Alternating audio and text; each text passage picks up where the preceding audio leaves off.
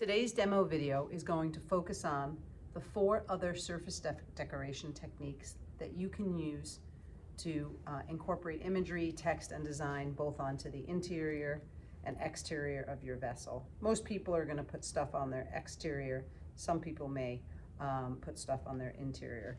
As you know, last class we focused on the sculpting technique to make a lid handle.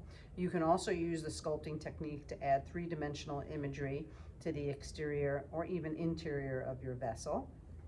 Today we're going to focus on relief, piercing, carving, and stamping. And the first one I'm going to show you is the relief technique. I do want to point out before I get started that of the 5 techniques in total that I'm teaching you to add imagery, text, pattern, and design to your vessel, you are required to demonstrate at least 3.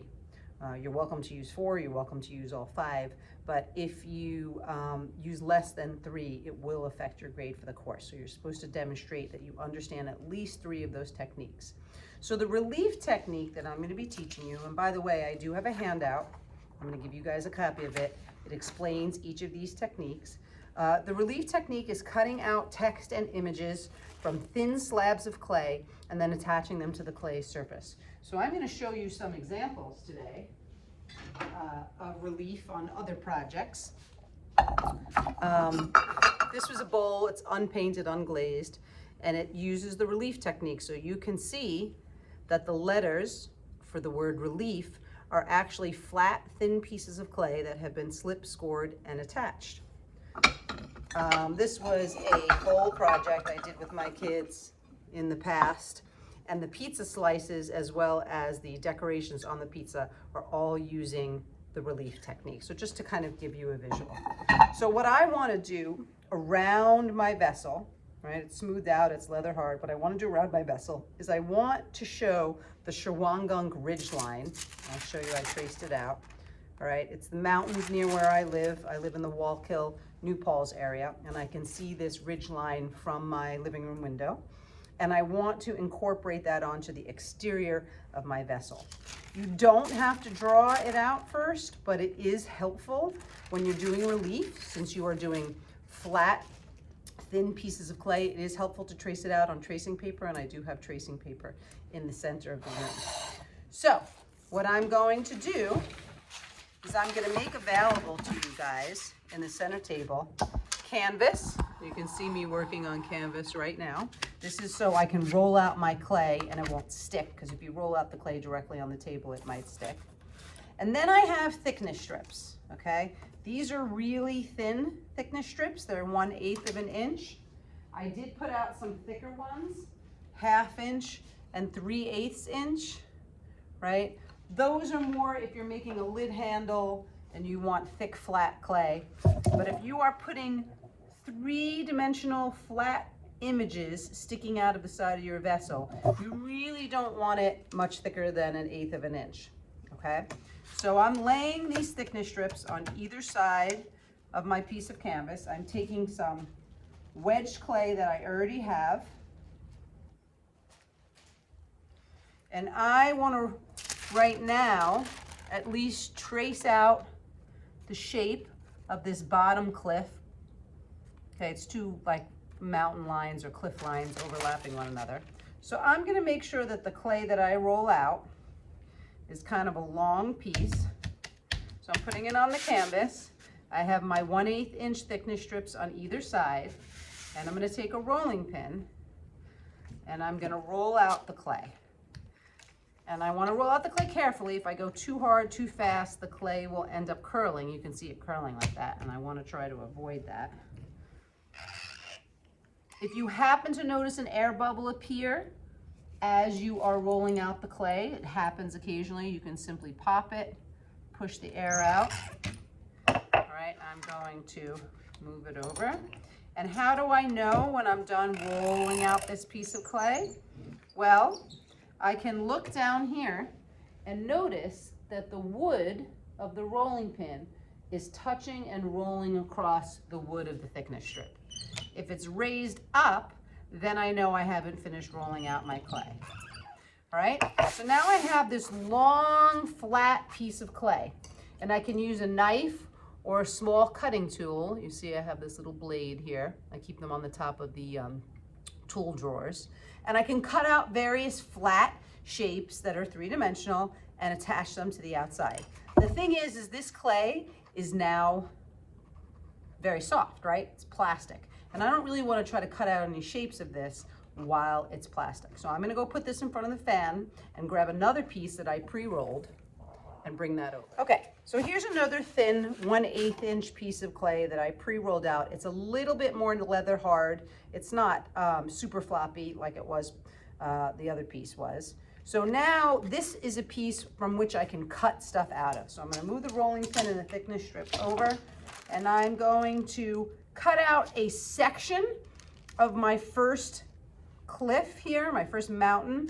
And first I'm gonna trace it down. So you can see I flipped the tracing paper over, made sure it was on top of the clay.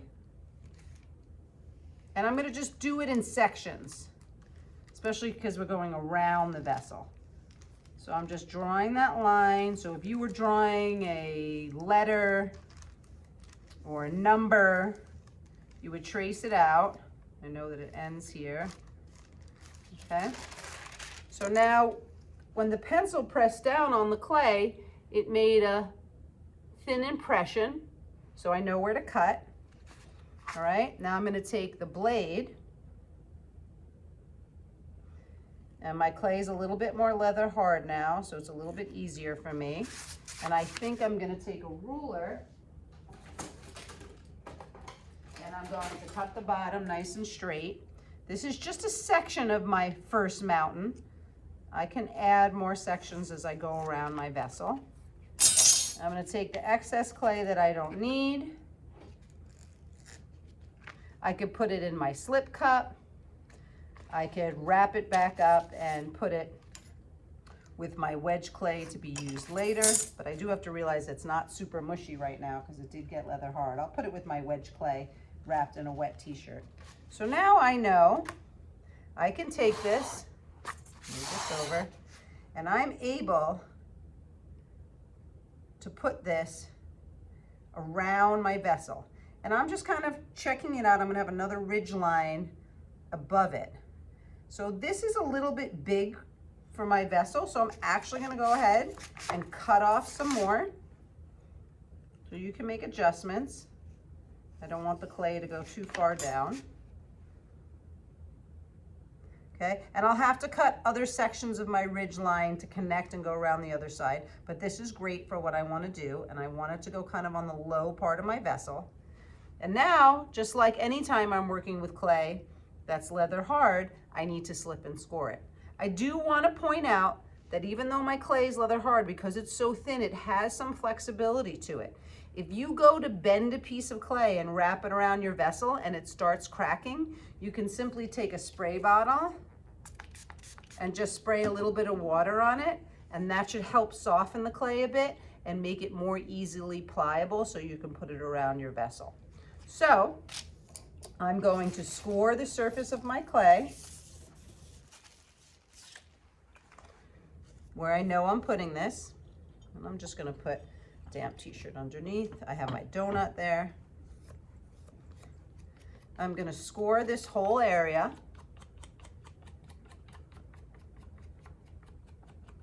I'm also going to score the clay. And I don't have any slip at the moment, so I'm just going to make some slip in this cup of water that I have. Just put a little piece of clay in there. So now I've made some slip that I can use like glue. And I'm just going to dab it on. You can use a paintbrush or you can use your finger. So I've scored both surfaces. And now I'm adding slip to that surface. Remember, the slip acts like glue. I'm going to add some slip on here. And then I'm going to put this piece on where I want it, wrapping it around, really pressing it on because I don't want to trap air between the layers. I'm going to kind of take a look at it. I'm going to shift it down a little bit. It went up a little bit too high here. That's good. Okay, so this is my first mountain line or cliff line, pressing it on, and now I have to fuse it. So for fusing it, I can use one of two tools. I can use a small wood tool that has a curved edge, or even better, I can use this tool called a burnishing tool. These are sign-out tools. Ms. Held will show you where they are. That's me. I'm talking in the third person. And I will show you where you can sign these tools out and use them. They're wonderful for getting into these tight, little hard-to-reach areas and fusing the clay. Instead of sitting here with the wood tool and kind of going like this, I could just take this burnishing tool and go right along the edge, also along the edge of the bottom, and it's going to really fuse that clay to my vessel. I'm going to go over it a little bit with my finger, clean it up, make sure it's well fused on. This end I'm going to leave just kind of sticking up like that because I'm going to attach more to it. And then I'm actually going to take a paintbrush and I'm just going to go over that fused area with the paintbrush. When you use a paintbrush, you got to clean it out every once in a while, just to make sure the attachment is all nice and clean. I don't want to see any seam lines. And I made sure that I didn't trap air. So now I have a three-dimensional piece of clay popping out from the vessel, giving it dimension. I'm going to put the second ridge line up above it. All right. And that's a way to add three-dimensional images to your clay without it sticking out too much like a sculptural form. So I'm going to turn the video on to time lapse so you can see how I do the second part, and then I'll move into the carving, piercing, and stamping techniques.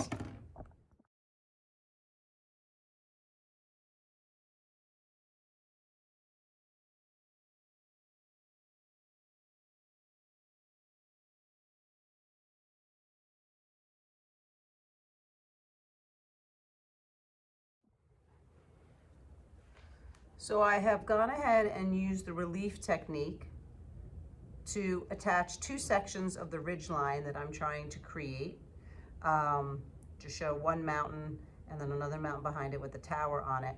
And the next thing I'm going to do is show you the carving technique. So carving is basically, if you can see the word carve here, literally just carving into the clay. You can carve into the clay with a whole variety of tools. You can carve into clay using small loop tools to make various lines. You can carve into the clay using a pin tool, but it's literally pressing into the clay and carving into it to make the lines and or texture that you want.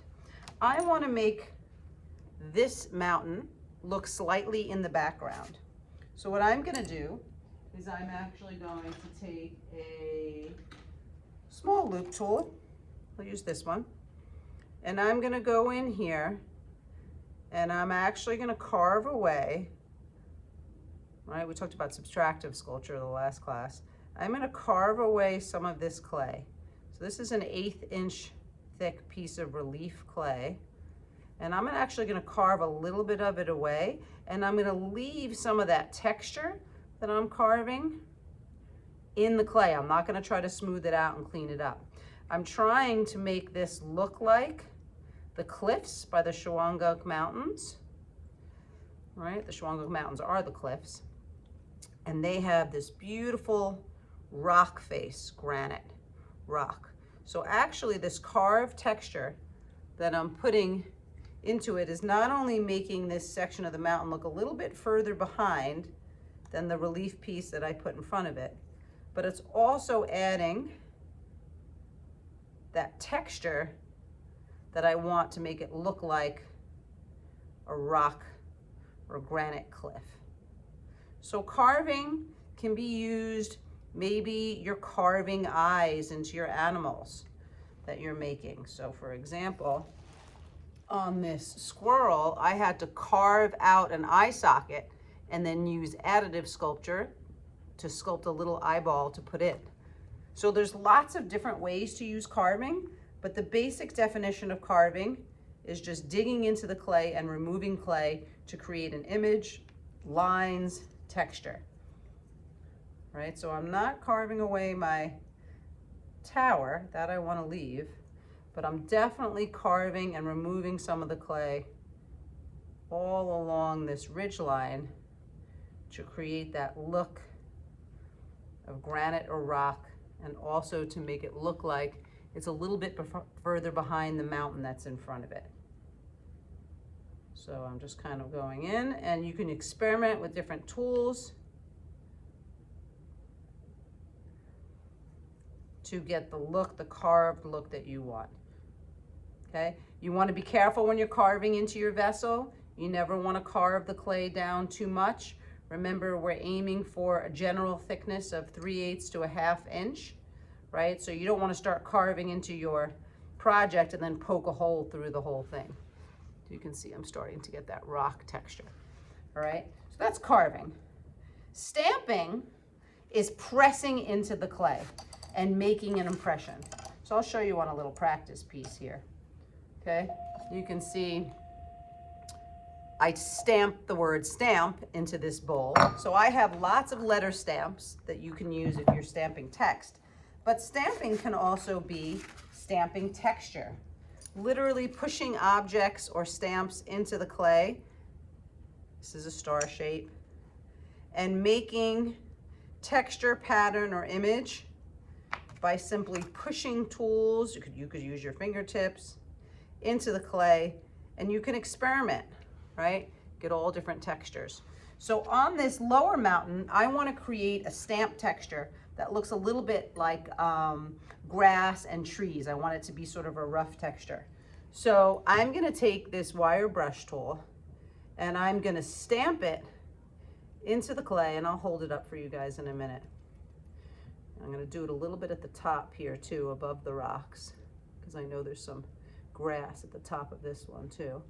And I'm just going to stamp the tool into the clay, and you can see it's making a really nice texture. And I think once it's painted different color greens, this part of the mountain will definitely look like foliage, right? The leaves from the trees, the texture from the grass, but mostly the trees. Now you can kind of see where I'm going there. So I have one mountain in the foreground, another mountain in the background. I carved into this mountain to create what's going to look like rock below the tower. And then I'm using this stamping texture to stamp or press into the clay, rough up the clay, and create a texture that's going to look all along this lower mountain part, or the foreground mountain part, a little bit like the tops of trees. And I'm not going to take too much time, but you get where I'm going with this, okay? The last technique I'm going to show you, and I'll keep working on this over the next couple of days, you can see it, is piercing. Piercing is literally cutting out shapes from the clay. And those of you who are making lights, candle lights, right? You want to have the light peering out of from the inside of the vessel. You might want to do piercing. So for piercing, I do recommend that you draw out your pierced shape first. So I'm going to do a crescent moon that I know I want to put here on my landscape scene. Okay, so I have a crescent moon on my tracing paper. I'm going to cut with the scissor to cut out my tracing. All right, I know up here by the tower, I want to have a crescent moon, and I'm looking at the size that I made. And I'm like, you know what? That crescent moon's a little too big. I'm going to take another piece of tracing paper, and I'm going to draw out another crescent moon that's a little bit smaller. And I want this crescent moon cut out. Okay, and the thing about piercing, cutting out sections, is you want to make sure your cutout area is at least a 1/2 inch, or I'd say 3/8 of an inch from the edge of anywhere on your vessel. So at least a 1/2 inch, 3/8 of an inch to a 1/2 inch from your bottom, a 3/8 to a 1/2 inch from the top rim. And also, if you're doing multiple pierced objects, you want to make sure they're spread out, so you have 3/8 to a 1/2 inch in between each piece. If you cut pierced pieces too close together, the space, the clay space in between them is going to get too thin, and you run the risk of it breaking and cracking. So I'm going to, let's see, I'll do my crescent moon this way. Sorry about the bell. My prep period is during lunch, third period. So I am tracing out my crescent moon. I can alter it a little bit. Okay.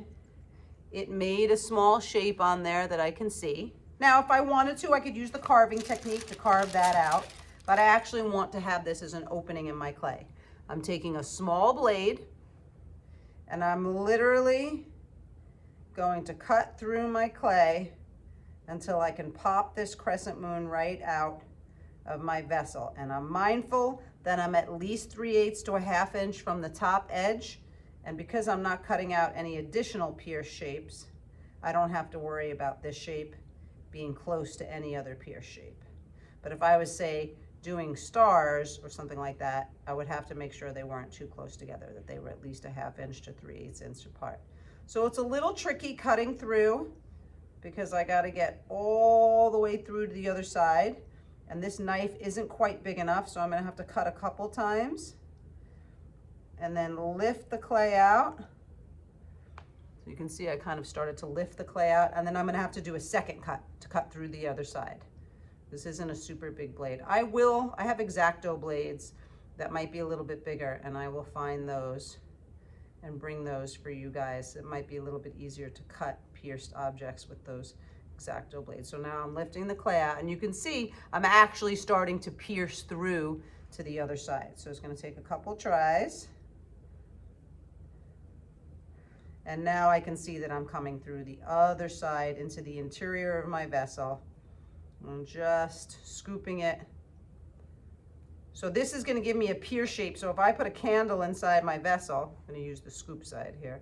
If I put a candle inside my vessel, I would be able to see the light through it, shining through this pierced shape. So you can see my crescent moon. And I do need to clean it up from the inside a bit to make sure it's cut all the way through. And once you've pierced your shape, you do want to clean it up a bit. So this burnishing tool that I talked about earlier is really great with a little bit of water. You can kind of get in there and really kind of clean it up. Your finger is also a great tool. I would say with pierce shapes, you want to try to avoid shapes that are too small. This is probably about the smallest I'd go. Cutting out shapes that are too small, it's really difficult to cut it out. I'm going to go in with the paintbrush, and I'm going to also clean out all the pierced edges, and I'll clean out from the inside as well. But you can see I now have a crescent moon overlooking my tower on my granite cliff, overlooking the mountains here with the texturized tree tops on there. And I'm going to keep working on this, and you'll see this develop over time. But those are the techniques: relief, carving, stamping, and piercing. And there's a myriad of ways that you can use this to add imagery and text and texture onto your vessel. You'll have various individual questions, but the handout here is going to help you, and I just wanted to give you sort of some idea of what stuff can look like. And I do have various examples here that I will leave out in the classroom so that you can kind of see different visuals for each of the techniques.